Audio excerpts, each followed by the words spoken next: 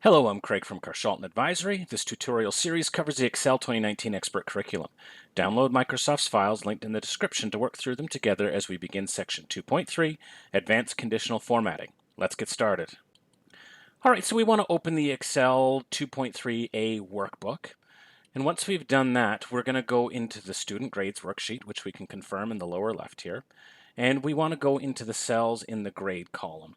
So we're going to select all these cells. I'm going to hit Ctrl Shift down arrow, and that highlights all these cells for us. Next, we want to apply the for traffic light icon set. So I'm going to navigate that with my keyboard here. The conditional formatting is on my Home tab in the ribbon. So I'm going to hit Alt and H for the Home tab. We can see conditional formatting here is up in the middle. So I will hit L. And we want to use an icon set. So I can hit I for my icon sets, and we want to use the for traffic light symbol. Now, if we hover over this or any of these, it'll actually tell us the name. So that might be helpful for you on the exam if it gives you a specific set that it wants you to use. You can highlight it or hover over it, and it'll tell you that it's the exact one that you're supposed to use. So we'll select that. And now when we look at this column on our worksheet here, we'll notice that it has assigned a different color of these stoplights to each of these values. Now we don't get to stop here, so I'm going to re-highlight this, and what we need to do now is to edit the settings on which triggers which particular color of traffic light. So we're going to go back, Alt-H, and then L for conditional formatting. This time we're going to go down to R for manage rules. And we'll hit Alt-E to edit the rule. So now we can see here that it has an icon set. This is our 4-color icon set.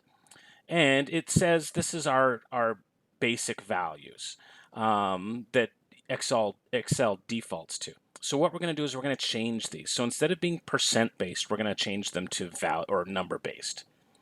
All right, and so now what we need to do is take a look at the descriptions here, and we want green when it is greater than or equals to 80.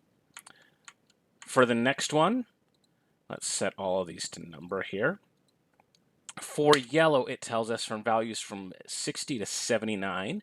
So it automatically tells us here that when it's less than 80 and greater than or equal to 60. So we know that anything above 60 all the way up, but not quite to 80, is going to be yellow. Last, our red icon is going to be values from 50 to 59. So by typing in 50 in this particular one, we know anything that's greater than 50 or equal to it, all the way up to just before 60 is going to have this red. Anything else that's greater than 0 is going to have this black one. So let's click OK. And then we'll select apply and OK here. So now we can just do a quick double check that, yeah, 82 has a green, 66 is yellow, 52 is red, and under 50 there's our 40, and that is the black. So it looks like we have everything set up properly.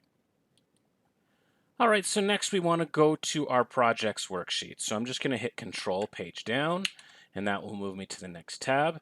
Now, in this particular one, we want to go to the cells in the percent column, and we're going to apply a formatting rule that applies the data bar format with the green gradient fill.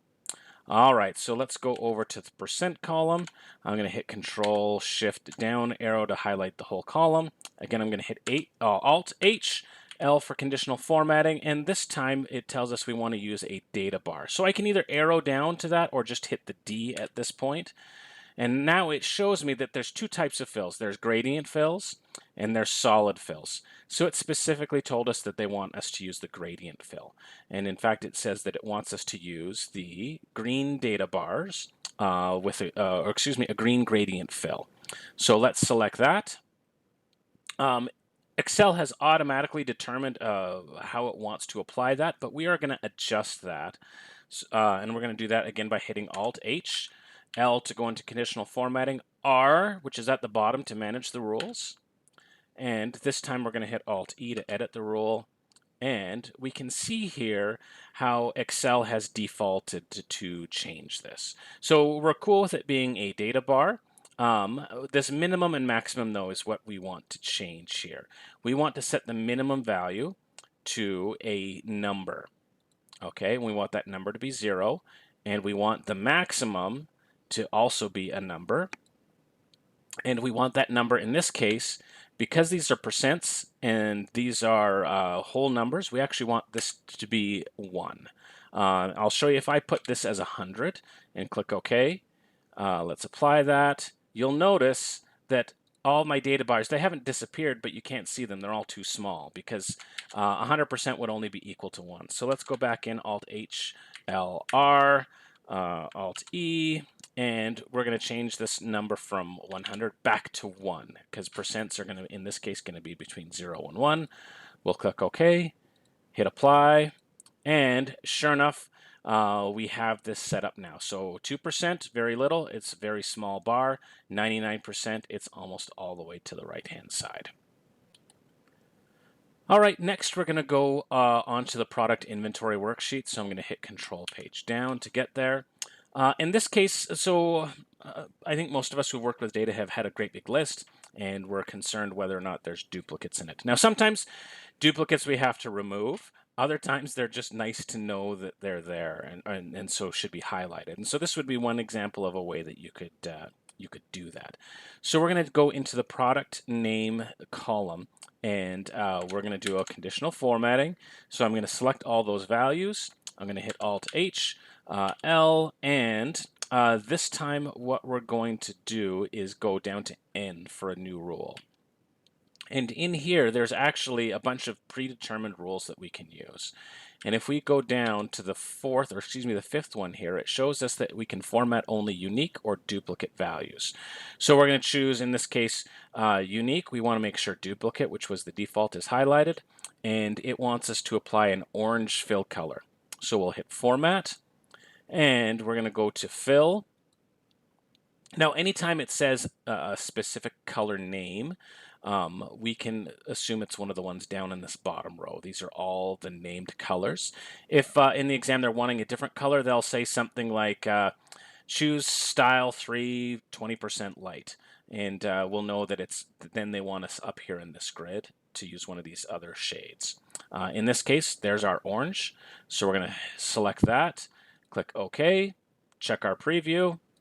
And sure enough, now when we look at this, we can see that, okay, there must be 2 examples of this value. Sure enough, there's the beer here and the beer down here. So anytime there's a duplicate, it's going to highlight both of those values for us. Thanks for watching. Make sure you tune in for part 2 of section 2.3, Advanced Conditional Formatting.